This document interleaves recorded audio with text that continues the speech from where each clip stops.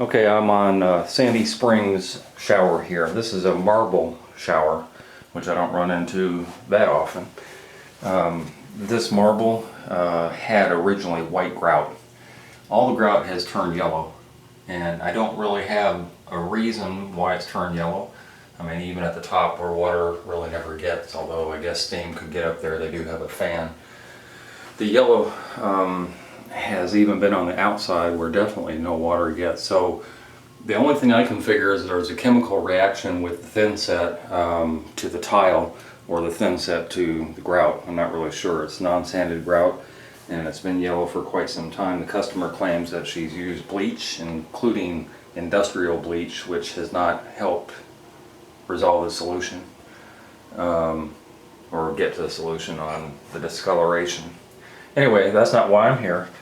The reason I'm here is because she also has issues with not only the grout, well, the grout has discolored everywhere, but also the water. There's water apparently getting into the curb or getting into the pan. Apparently this shower has been dry for quite some time, or not used for quite some time, and there's still weeping going on. You can see a little water coming out of the grout line down here. And we definitely have a pan here that's saturated with water. How the water got into the pan is the point of contention. I would probably say, because this is unusual to have this molding tile down here, that it wasn't really grouted too well or sealed too well up underneath. They set the tile after the wall. You can see the cuts right here. And so you have a horizontal grout line that's going on here. Don't know on the sealing what happened with the sealing of the tile and the grout. So therefore my contention is probably that all the water penetration happened right up under this trim tile, and the customer seems to think it happened on this curb, and she's expecting a lot of rot once I take off this curb. This is non-sanded grout, so it's something I would never use, and wouldn't ever recommend non-sanded grout that's going to have a horizontal. In other words, the non-sanded grout is powdery, as you've seen in other videos, which is all this stuff is. It's powdery, and so years later you can get this out. It's porous, just like sanded grout is, except that it doesn't have the adhesion factor, as you can see here where the grout's popped out of these lines. And it's just not something I've ever used in a shower, including the curb. And so you have a lot of thin lines here where this trim tile is at, meeting the other tile with non-sanded grout. So again, it's not something I would do. And then of course I would never have these lines on the curb top anyway. I do the contiguous curb top, which is ultimately what I'm going to do here too. I'm going to get started on the tear out. We're going to be doing this type of tile on the floor eventually. Instead of the 4x4, she's opted for this 1x1, which again I'm not wild about. It's a lot of grout lines. It's going to be busy on the floor, but this is 1/8 spacing, and I'm going to use sanded grout on here, and then of course I'm going to use a grout not enhancer, but one that makes the grout stronger, an admix, and then she's going to seal it very well, so we shouldn't have any problem with the grout lines. Although for my purposes I would never use this on a shower floor. I think it's very busy. It's going to be a lot of grout. But that's what we're going to do down here. Customer was not able to find a 12x12 that's going to match this tile, so she's going with a 9x12, which is going to be, if I'm not mistaken, on a brick pattern. So I'm not actually doing this whole shower. This whole shower is staying intact. All I'm doing is redoing the pan. I say all I'm doing, it's a lot of work to just redo a pan. I would rather do the whole shower than just do the pan. What I'm going to have to do is go up 2 tile, one here and one here, all the way around, including the bench. She wants to get rid of the bench and put a new one in. So I'm going to use the Hardi bench, which is kind of a foam type material. Take out all this tile, take out the shower pan, probably change out the drain, put a new liner down, pour a new pan, put that 1x1 tile on the floor, and then that 9x12 tile is going to go up to that 2-level thing all the way around, and then we're going to do something a little different with the bench. And the shower door was taken off. It's a frameless shower door, and I'm really crossing my fingers that it's going to fit. It was really tight up against this wall to start with, so all my measurements are going to have to be taken ahead of time to make sure that the curb is the same height so that all these hinges will fit, and that's going to be a challenge. The rest of it is same old same old. This is probably about a 4 or 5 day job, only because of drying time on the different material. So I'm going to get started, and we'll see how things go, and if there are some issues that I need to show once I've taken out all this tile, then I will come back and show that. Okay, a couple minutes later, all I've really done is taken off the curb top to kind of get a look at what's going on. And the big thing, well, a lot of things going on here. If you look at a piece of this tile, you see they didn't really butter the tile. When I say butter, I mean, well, I'm going to get to all this raggedy stuff in a minute. At the top of the curb, there should be a good amount of thin set. In other words, the thin set needs to be tapered down so that when you put the curb top pieces on, that you have a natural slope. What they did in this case is, although they built up the back end of the tile a little higher than they did the front end, so when they put this down, there'll be a nice slope. They never filled in this entire section with thin set. There was sporadic pieces of thin set that didn't really, you can see they troweled out some of it on here. That's called buttering, but they didn't do it all the way. Some other pieces right here. What they have is a very thin layer of thin set that, that was part of this tile originally. So in other words, there should be a nice thick, meaning thick thin set over here where it tapers down over here. The whole thing should be dried, and then the tile should be buttered afterward, or whatever you put on the curb top and then put down, so that the adhesion actually works. There wasn't a lot of adhesion going on here. In addition, and even worse, this is Hardi backer board. They wrapped the curb top with, and they didn't even do a good job. You can see the gaps in here between the top and the sides, and the Hardi backer is saturated with water. Did it get through the curb? It's hard to tell. There's a little bit of wetness here. I think there was a grout line here.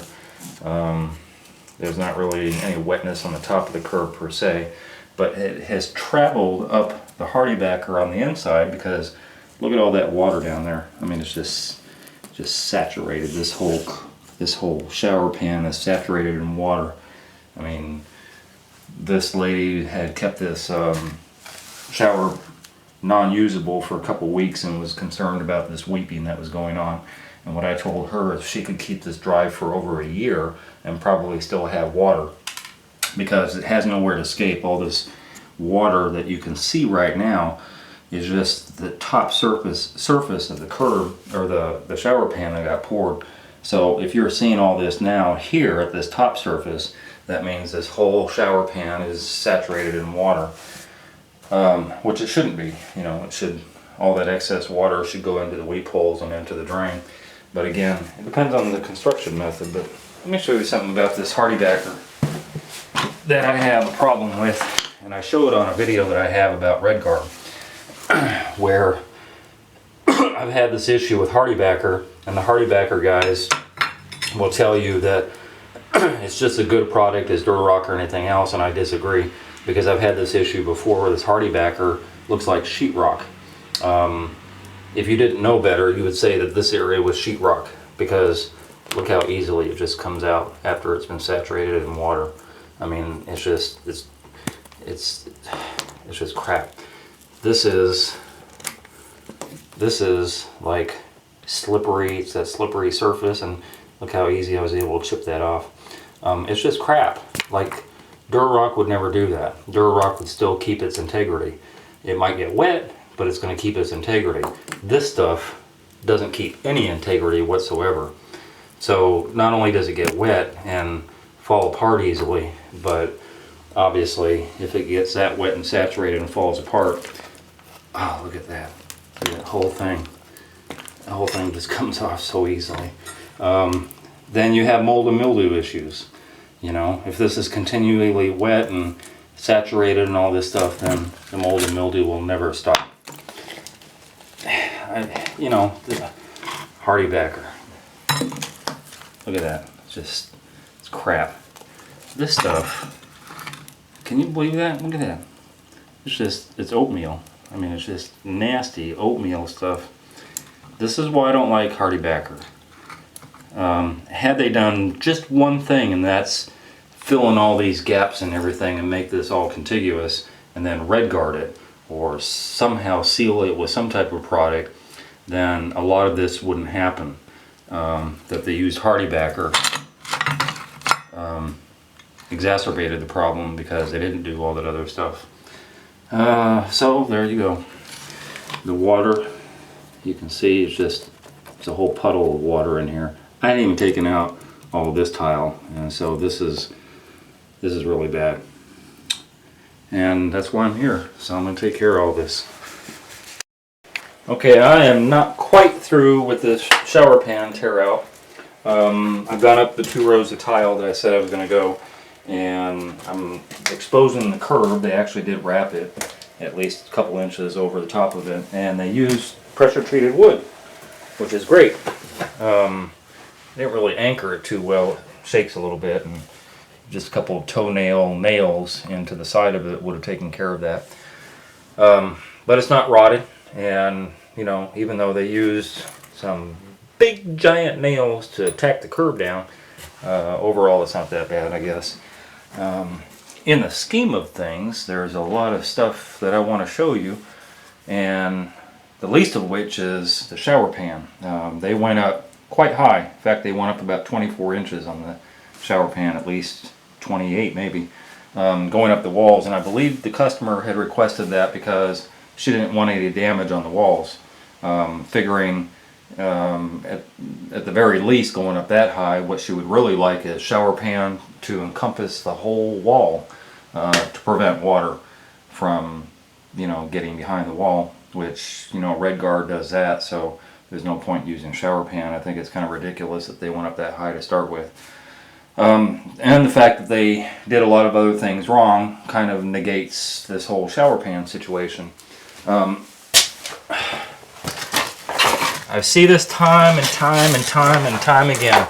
And what I showed earlier with this Hardy backer and how it turns to mush and oatmeal and everything. The big reason for that is that the shower pan gets wet, which, you know, has a lot to do with the construction and the tiling and all the other stuff. But besides that, every shower pan is going to get wet. It's just usually not saturated to this point here. This is as bad as it gets. I have my finger stuck in there. It's about 2 inches of shower pan, and it's about 2 inches of water. So that's pretty bad. In fact, it's really bad. I'm gonna have to get my shop vac, my wet vac in here to suck out all this water before I can even take the pan out. Otherwise, I'll cause damage on the ceiling below me. Anyway, what I see time and again is I see. Doesn't matter what kind of board you use, you know, it doesn't matter if it's Hardy backer or if it's Durarock or whatever, but you do not embed your wall board into your pan. And in this case, this is exactly what they did all the way around. So this is the Hardy backer that they use, and it's saturated with water, and it's saturated all the way up, you know, to this point here. And the reason why is because obviously, hello, they soaked it inside of they stuck it inside of the pan. It got soaked with water, and water takes the path of the least resistance, which is the dry part, and it kept on going up and going up and going up. Anyway, like, I don't know what people are thinking when they're building a shower. Why would you ever stick your wall board up first and then pour your pan around it? Then you end up with wet wall board that turns to oatmeal mush. This is Hardy backer. Hardy backer is such a crappy material. And it's not meant to withstand water like that. It's just not meant for that. Had they used Durarock, the Durarock would have been saturated, but it wouldn't be falling apart.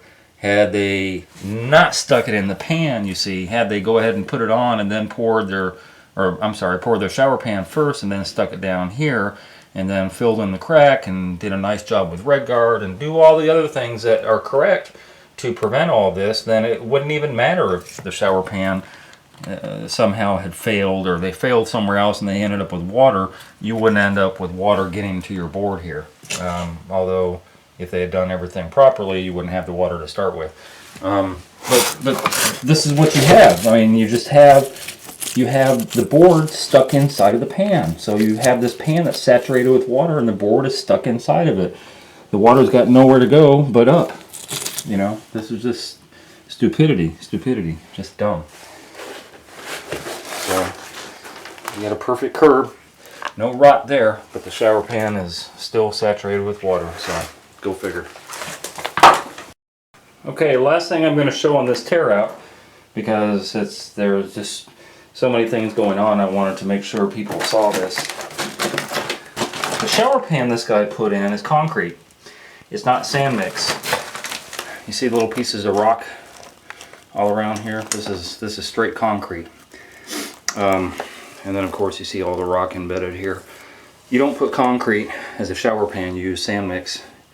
And I guess other tilers out there that watch this will kind of get a laugh that they use concrete. And in their mind's eye, they didn't know how this pan would stay together without putting wire mesh. Wire mesh, then the concrete. Now, the problem with that is wire mesh will rust. So when the pan gets damp, that rust will eventually all this would erode away to nothing. But before that happened, all this rust would transfer to the grout line, and you would have rusty grout lines. Especially when you're using a light colored grout, you would notice that big time. Yeah, you don't put metal inside of a pan. That's just a no-brainer.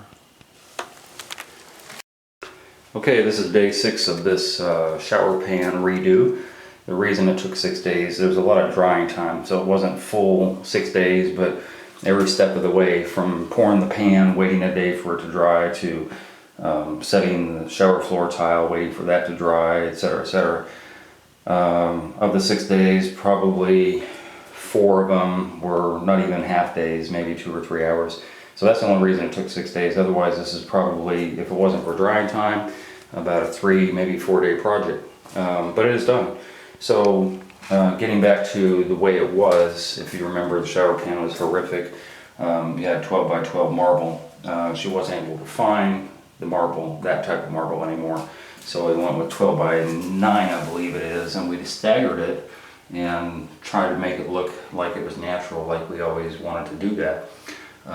It's not bad. I would have preferred probably a transition strip of some sort, pencil or something to separate the two, but she didn't want to go for it. Anyway, rebuilt the bench. I was going to put a Curdy bench in there, and when I got everything out, the wood was still in good condition. There was no issues, so I just used the same framing and rebuilt the bench. And I actually decided to put a rope in here, and she decided she liked it. So we had a separation from the top and the bottom with a little bit of runoff there. And obviously went with a different tile. This is the same type of marble that the wall is. It comes on a mat, and it's relatively easy to set, and it turned out pretty good. That staggered pattern gives the same stagger pattern on the wall, so they kind of match. The reason it went this way instead of that way, that's what the customer wanted, because when she stood in here, she wanted her feet to hit grout lines. So that's the reason for that. Got a new drain in here and tapered off the tile around it and everything so water naturally drain. She had an issue, I think, with her last pan with water pooling in certain areas. So I did a pretty profound slope in this one. You can see the slope goes down straight to the drain all the way around, so shouldn't be an issue with that anymore. The contiguous curb tops that I like, got one of those in here, and this I'll show you. Has an overhang also, about 3/4 of an inch overhang, which is really cool. The curb is sloped into the shower. And that's it. And was able to get these pieces down here. I don't recall if I showed on the other video, but these pieces down here to put them back because the tile, this floor tile is old and it stops, so we needed something to fill in the gap. Was able to get that in here. She had saved some old tile from the job previously, so was able to get new tile in there. Did a few things different on this, but did it better, I think. So this is done, and I am out of here and on to the next job.